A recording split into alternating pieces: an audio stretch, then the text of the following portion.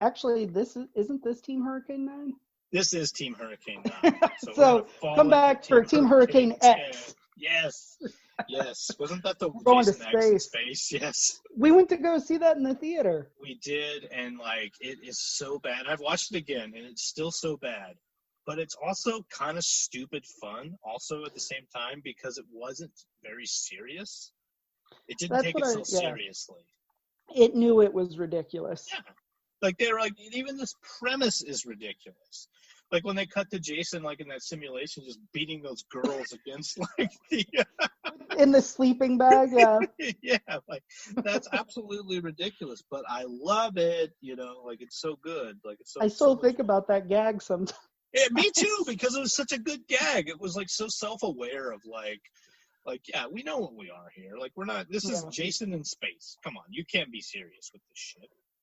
Do you think so? All right, while we're talking film franchises, I have not seen all of the Friday the 13th. So I think I've seen the first 3 and then Jason X and the remake back in 2009 or whenever it came out. Do you think that franchise was always kind of self-aware? Like, it always kind of knew it was the trashy Halloween? Or do you think it had pretensions? I don't think it did at first. I think as it went on, because I was a big fan of the Friday the 13th movies. Maybe because I'm a little trashy. No, I mean, the movie, they're fun. Like, so I'm trashy too, but I just, you know, Halloween is kind of a stone classic, even if the sequels are like terrible. Halloween from 1978, I believe, was... Yes. It's a very good movie. It is a good movie in and of itself. Like, it is not just like, oh, it's a good horror movie. Like, it's kind of like The Dark Knight. Like, that's a good movie. It's not a good superhero movie. It's a good movie. It's a little long, but like, so is Return of the King. So. And that's a good movie too. But yeah, I forgot what we were talking about. You were always a big fan of the Friday the 13th. Oh yeah. So like, I think the first 2 were like kind of like, yeah, man, like this is a thing. Like, we're gonna, and then I don't even remember what the third one was. But 4, I think they kill. That's the one with Corey Feldman, and like that was supposed to be it. Like, they kill him. The final chapter. But then like 5 happens, but then it turns out 5 is like an ambulance driver. It's not even like Jason, like it's someone else. And then like people are like, well, that's dumb. That's so fucked up. I don't want to watch that. And so then in 6 they like resurrect him, and I think by like 6 they kind of start being like, this is pretty like campy and like. But definitely by like 7 and 8, where he goes to Manhattan, like that one is atrocious. Jason Takes Manhattan, I think is the subtitle. Yes. He gets on a cruise ship somehow. I think that's the premise of the movie, and it's like, you know, you're kind of selling me on checking these out at this point. This sounds kind of fun. You should watch them. They are very fun, but they do, as they go on, get more like, yeah, it can't be fun. Not that there's not a lot of that in all of them, but I think that's just kind of 80s horror movies as well. Like, there's a lot of that in almost every 80s horror movie. But you should watch them. They're a lot of fun. I should. I've also never seen any of the Nightmare on Elm Streets except for the first one, which I watched with you and Sergio, actually. Man, that was like the last meeting of that movie club that we had that summer. That unofficial post-high school movie club that we watched, like, Scream, and like, we're supposed to watch a bunch more Friday the 13th or Nightmare on Elm Street, but they got kicked out of their apartment. We did all the Halloween movies. We did all the Evil Deads. We did Scream. Yep. And I think, we were gearing up for the Nightmare on Elm Street. And then we did that last one at, was it at Heather's parents' house? Yeah. And, super weird. And then you and I went to a grade school and found a frog outside. And I don't remember that. I mean, I remember that. I do. You said you want to do some petty vandalism? And I was like, yeah, sure. We didn't do any petty vandalism. No, we got on the swings and you found a frog, and I think you carried it around for a little while, maybe? Probably, and then I put it down in the grass and probably let it go. You didn't hurt it. Nothing nefarious to the frog. I'm definitely a friend of the frog here. Frog friendly. I had little toads in my backyard last year, but they didn't come back this year, so I kind of miss them. I'm sorry. That's okay. I don't think I have.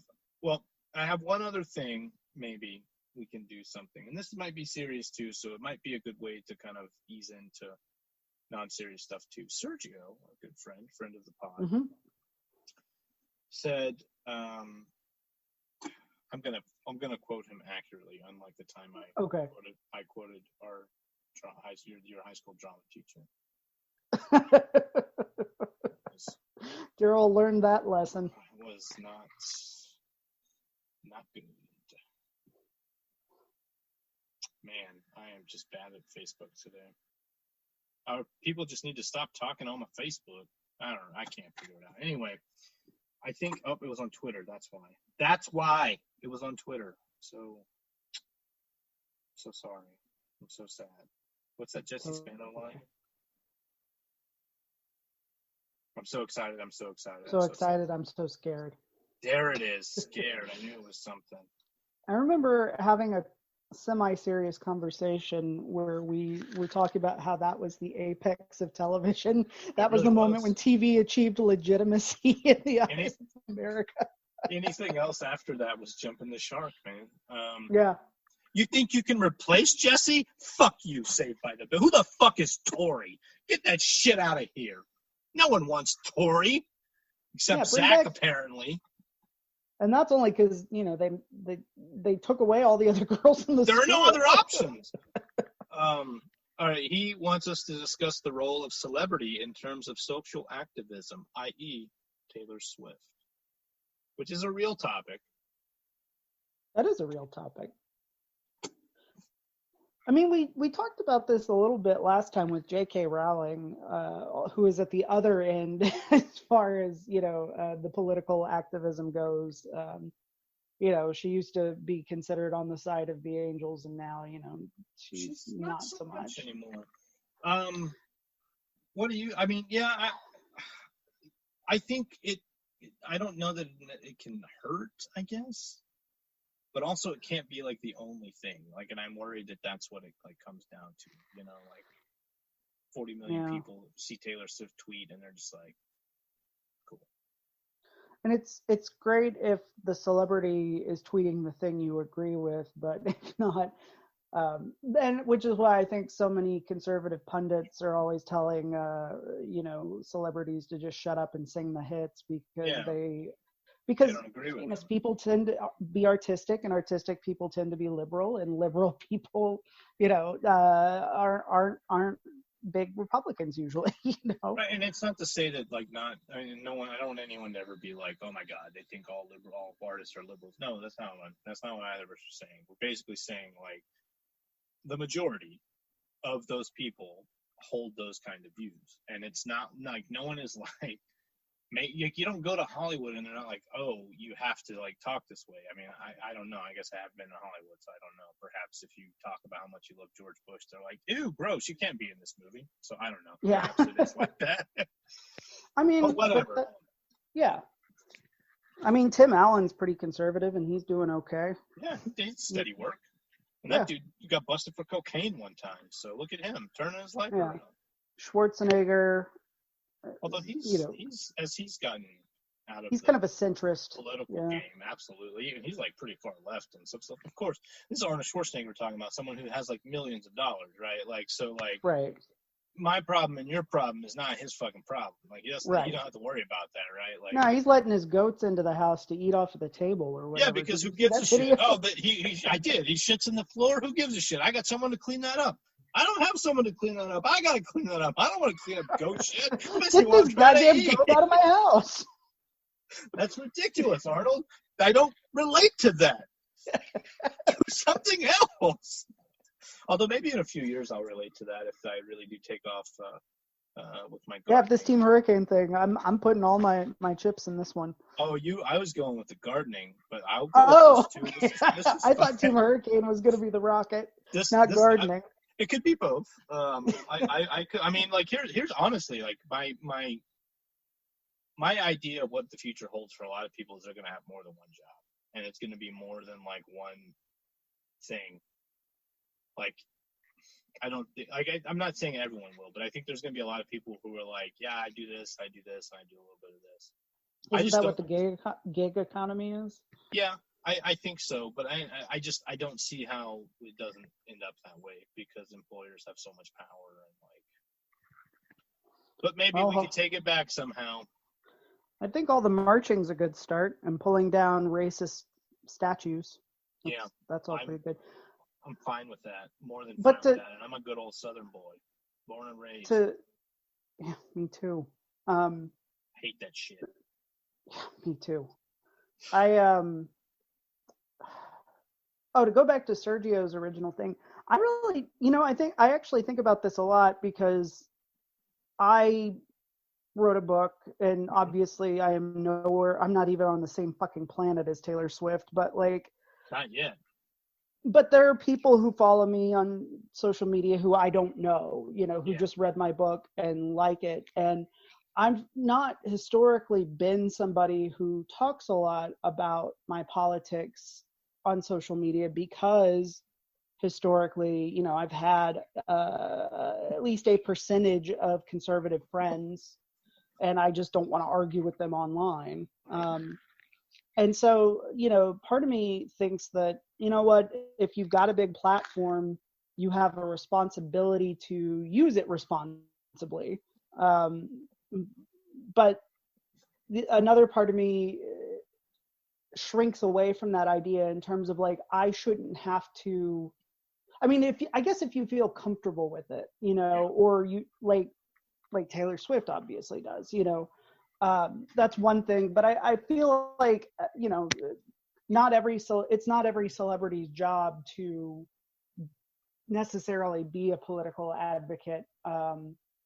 It's okay to just be an actor. It's okay to just be a musician. It's okay to just be a writer in the public eye. Now, if you actually, have a lot of acumen or very strong feelings or whatever, like, go for it. Like, feel free to engage with that discourse. For me, it's like, that just makes my social anxiety scream. So like, the way I try to contribute is by, giving a little bit of money where I can, or, things like that.